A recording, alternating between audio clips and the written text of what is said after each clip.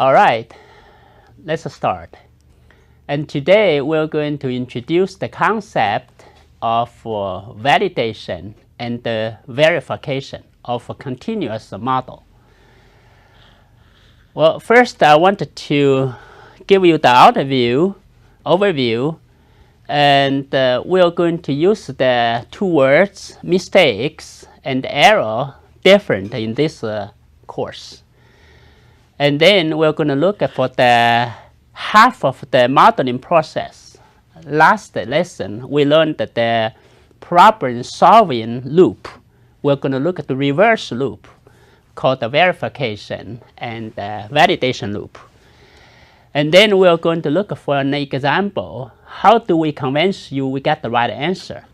And then I'm going to show you our integrated research approach called ACE approach.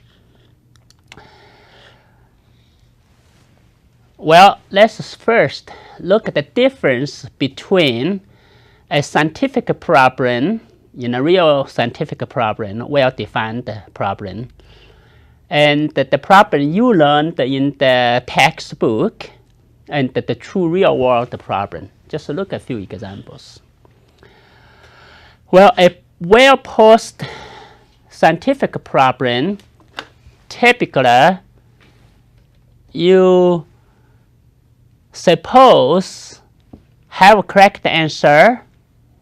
If it's not a precise the correct answer, you could have a sound and a good answer with statistical terms. For example, the meteorologist will tell you, and tomorrow have 50% of chance of rain and 50% of chance of sun. But I don't know what that means. But anyway, it's a statistical answer. Or sometimes there's no answer because of these three reasons. The first reason is the self-contradiction. And I will let you Google the so-called Barber's dilemma. And you look at the wiki, what does that mean? And then some problem, you might miss some necessary information. There's no unique solution. Well, then that's not quite well defined. So could have another situation. We guess there are a yes answer, but have not been proved. So in such a case, we call it a conjecture. The famous Goldbacher conjecture, you can also wiki it because of the time limited. I don't want to introduce this, take too much time. So what is the exercise in your textbook? Up to the calculus 3, differential equation, the teacher will tell you they always have a right answer. And most of those middle school, high school math, pretty much you always have the right formula. And all you need is you plug in to the data into the formula. Now, example is like the area equal pi over r squared, and if you know the r equal 2, and then you get the area equals 4 pi, so on and so forth. Well, but let us look at the difference. What's the real world problem? Okay. I'm going to bring you two types of math computation to have a comparison and see the contrast between the two math computation. One, you know, is called the Putman math computation, and Dr. Spradlin is teaching how to win this computation. Another one is called the MCM, stand for Mathematics Contest Modeling. And in the beginning, Dr. Ben Fusara, he's the inventor of this MCM. he called it here applied putamen, but now it's called the MCM. In each year, attracts 4,000 to 5,000 of teams around the world to hold the computation. There's a little set of different rules. And the one type, the Putamen math, is abstract structure. You have 12 problems, and you answer it in one day, and it's an individual computation. You use a pencil and the paper. That's it. And there's a number of formulas or answers. Now, I'll give you an example.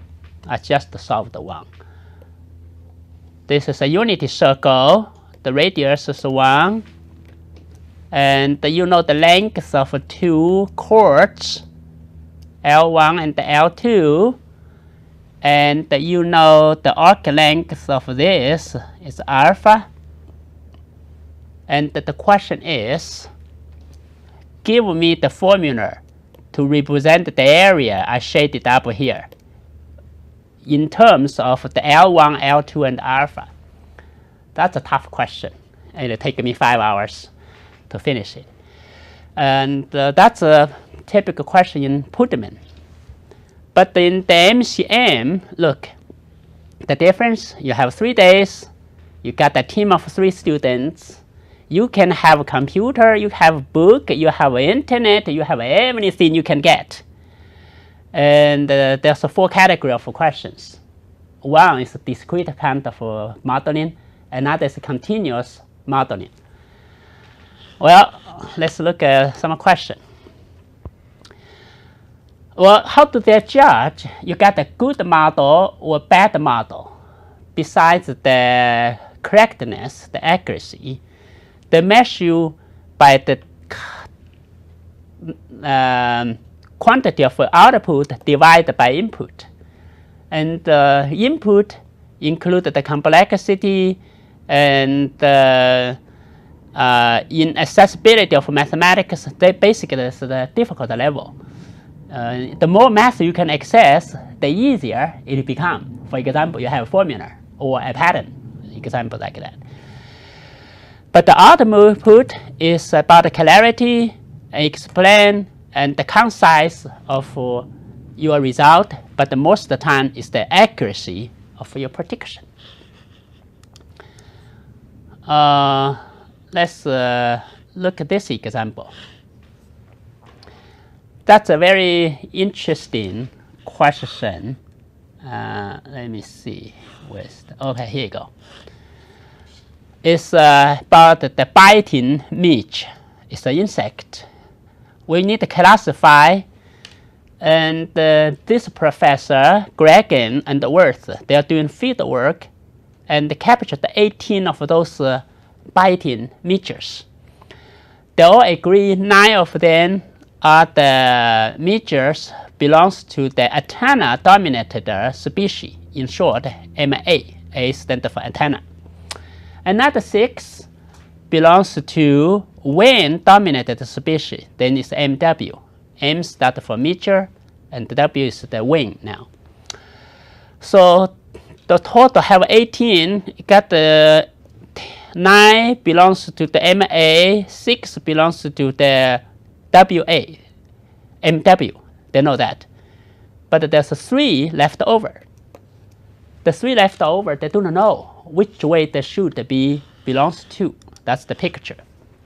And the wing dominated, that's antenna dominated.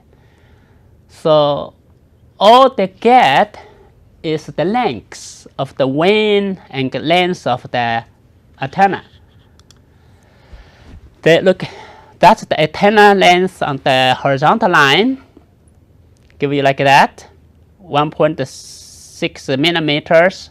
And that's the length of the wing in the vertical direction. And then this 9 white dots are the antenna dominated. You see, the antenna is longer and the wing is shorter. And this 6 belongs to the wing dominated.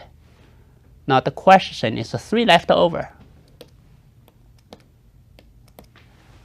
According the similarity, which type you would like to classify these three? Well, obviously there's no formula to help you immediately. So you can use anything. You use computer, you use internet, you use anything, you can solve it. That's a real world problem. He collected this data, he want to classify it, but all he got is the antenna lengths and the wing lengths. And for these three, which one you want to belongs to. And you cannot say, okay, let me cut a line. Oh, that's it. This one belongs to this group, this belongs to this group. How do you convince me? You got the right answer. In what math? What kind of idea? So that's real world problem. So anyway, the first thing I want you is to distinguish the two words, mistakes and the errors. We use that word error very frequently in our last module, the second module. What we talked about in the last half of the second module, it's all about the error model. Error model. And the whole idea of the error model, like the Kalman filter, GPS, our goal is to minimize the error. So you agree, all models error, but only some are useful. That's the famous saying by George Box. So we admit error is inevitable, but we try to minimize it, control it, know how much you have it. And that's what our focus is for the second module. But the mistake we don't like, you never should have when you are really working in the scientific field. So mistake, usually, oops, this is called beyond the human control, catastrophic. A few examples, like the Mars kilometer orbit failure in 1999, that's $hundreds of millions in a few minutes, bursted. What's wrong? In the end, it found that the British scientists work with American scientists. British used the international units, kilometers, and the meters, kilograms. The Americans used the pounds, feet. They assumed that the guy used the right thing without writing. That thing cost big. So typical mistakes start from neglection. You forget something. And give an example. If you are the guy to design the parachute, you say, let me think of my model like Newton's falling body, and then neglect the air resistance.